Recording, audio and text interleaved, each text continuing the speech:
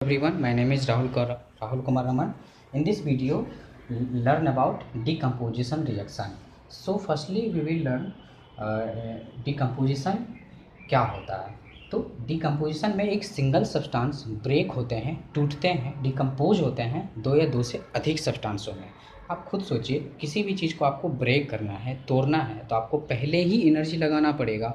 सबसे पहले एनर्जी आपको देना पड़ेगा, तब तो वो ब्रेक होगा। दैट मीन्स डिकम्पोजिशन के दौरान हीट लगाना पड़ता है, हीट देना पड़ता है, यानी ड्यूरिंग डिकम्पोजिशन हीट एब्जॉर्ब होता होगा, यानी हीट एब्जॉर्ब होने पर ही तो वो टूट पाएगा।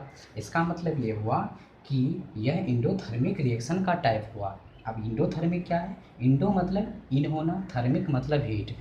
हीट एनर्जी इन करना मतलब ऐड होना, एब्जॉर्ब होना, यानी इंडोथर्मिक मीन्स होता है हीट इज एब्जॉर्ब्ड।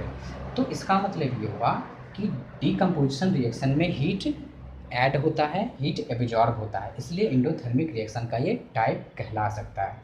अब हम एग्जांपल देखते हैं एक करके। जैसे H2O में इलेक्ट्रिसिटी पास करवाएंगे तो वो ब्रेक हो जाएगा हाइड्रोजन गैस और ऑक्सीजन गैस में। दूसरा एग्जांपल देखते हैं, कैल्शियम। सेकेंड एग्जांपल AgCl मतलब सिल्वर क्लोराइड में सनलाइट में अगर आप छोड़ देते हैं तो कुछ देर के बाद सिल्वर और क्लोरीन गैस में ब्रेक हो जाता है। लाइमस्टोन में भी अगर आप हीट देते हैं तो लाइमस्टोन में हीट देते हैं तो कैल्शियम ऑक्साइड प्लस CO2 में रिलीज हो जाएगा। आप इसी तरह से आप देख सकते हैं फेरस सल्फेट में हीट देने से iron oxide plus SA2 plus SO3 बन गया है। लीड नाइट्रेट को भी हम अगर ब्रेक कर रहे हैं हीट दे करके तो PbO और NO2 प्लस ऑक्सीजन में रिलीज हो रहा है। पोटासियम क्लोराइड को भी अगर हीट दिए तो पोटासियम क्लोराइड और ऑक्सीजन गैस में रिलीज हुआ है। अमोनिया गैस को भी हीट दिए तो नाइट्रोजन गैस और हाइड्रोजन गैस में रिलीज हो रहा है। मतलब आपने ओवरऑल देखा कि एक सिंगल कंपाउंड को आप ब्रेक करके दो या दो से अधिक सब्सटेंस में आप तोड़ रहे हैं। That means this reaction is called decomposition reaction. तो आप कह सकते हैं कि कहीं ना कहीं इसमें आपको एनर्जी लगाना पड़ रहा है, चाहे वो फॉर्म इलेक्ट्रिसिटी हो सकता है, चाहे वो फॉर्म सनलाइट हो सकता है, चाहे वो फॉर्म हीट हो सकता है। तो इसको कैटेगराइज किया जा सकता है। मतलब आगे हम अभी पढ़ेंगे type of decomposition reaction. Clear? तो टाइप ऑफ डिकम्पोजिशन रिएक्शन आप कह सकते हैं टाइप्स ऑफ डिकम्पोजिशन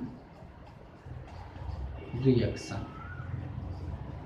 तो इसका फर्स्ट टाइप है थर्मल डिकम्पोजिशन, सेकेंड है इलेक्ट्रोलाइटिक डिकम्पोजिशन और थर्ड है फोटोलाइटिक डिकम्पोजिशन। तो इसका एग्जांपल आप एक देख लें, थर्मल का CaCO3 में आप हीट देते हैं तो ये CaO प्लस CO2 में ब्रेक हो जाता है, जो टाइप ऑफ थर्मल डिकम्पोजिशन का हो। इलेक्ट्रिसिटी में H2O में आप इलेक्ट्रिसिटी देते हैं तो ये हाइड्रोजन गैस और ऑक्सीजन गैस में ब्रेक हो जाता है। फोटोलाइटिक में सिल्वर क्लोराइड को अगर आप सनलाइट में छोड़ते हैं तो Ag प्लस क्लोरीन गैस में रिलीज हो जाता है। सो आपने यहाँ देखा कि इस टाइप के साथ आपको एग्जाम्पल देना बहुत ज़रूरी है, क्योंकि एग्ज़ाम में पूछ लिए जाते हैं विथ एग्जाम्पल। ठीक है? तो अब आपको मैं एक चीज़ बताना चाहूँगा, जब आप डिफरेंस देंगे डिकम्पोजिशन और कम्बिनेशन रिएक्शन का, तो डिकम्पोजिशन में भी आपने देखा एनर्जी एब्जॉर्ब होता है और कम्बिनेशन में एनर्जी रिलीज होता है। तो आप ये भी कह सकते हैं कि combination is example of exothermic reaction और decomposition reaction is example of endothermic reaction.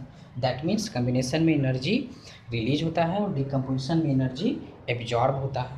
तो आप कुछ एक एग्जाम्पल से आप दोनों में डिफाइन कर सकते हैं। जैसे for example H2 plus O2 formation होता है H2O, लेकिन ये फर्दर आप इलेक्ट्रिसिटी दे करके आप H2 प्लस O2 में तो ब्रेक कर सकते हैं। मतलब ये दोनों एग्जाम्पल, ये एग्जाम्पल कम्बिनेशन का होगा, लेकिन यहाँ से यहाँ जो ये ब्रेक हुआ है थ्रू इलेक्ट्रिसिटी, ये एग्जाम्पल आप डिकम्पोजिशन में दे सकते हैं। सेम आप कर सकते हैं CaO प्लस CO2 ऐड करके CaCO3 बनाते हैं, तो ये कम्बिनेशन का एग्जाम्पल होगा। बट इसी में अगर आप यहाँ से यहाँ आगे हीट दे करके तो फिर further CaO plus CO2 gas बन जाएगा। That means formation of calcium carbonate ये रिवर्सिबल है। तो आप इसका एग्जांपल दोनों में सेट कर सकते हैं। फॉर्मेशन ऑफ वाटर या इलेक्ट्रोलाइटिक ऑफ इलेक्ट्रिसिटी पास करवाने से वो हाइड्रोजन और ऑक्सीजन में टूटेगा। तो ये रिवर्सिबल जो जो एग्जांपल हैं उसको आप दोनों में एग्जांपल के साथ आप डिफाइन कर सकते हैं। जैसे फॉर एग्जांपल आप अमोनिया गैस का भी दे सकते हैं। अमोनिया गैस कैसे बना था, N2 + H2 NH3 बना। तो अगर इसमें फिर NH3 को ब्रेक करवा के N2 + H2 में आप ब्रेक कर सकते हैं। तो जो रिवर्सिबल रिएक्शन है, कहने का मतलब जो रिवर्सिबल रिएक्शन है, अगर वो एक सिंगल सब्सटेंस में बन रहा है तो कॉम्बिनेशन का एग्जांपल होगा। अगर कोई दो सब्सटेंस मिलकर के फिर कंबाइन होकर एक सब्सटेंस फिर फर्दर उलट करके फिर वो सिंगल बन रहा है तो वो डिकम्पोज होकर दो में टूट रहा है तो डिकम्पोजिशन का एग्जांपल हो जाएगा। जैसे आपने देखा H2 + O2 वाटर बन गया और फिर H2O को ब्रेक करके H2 + O2 में फिर ब्रेक कर सकते हैं। तो दैट मीन्स इस तरह से आप डिकम्पोजिशन और कॉम्बिनेशन को अलग अलग डिफ्रेंशिएट कर सकते हैं। So thank you.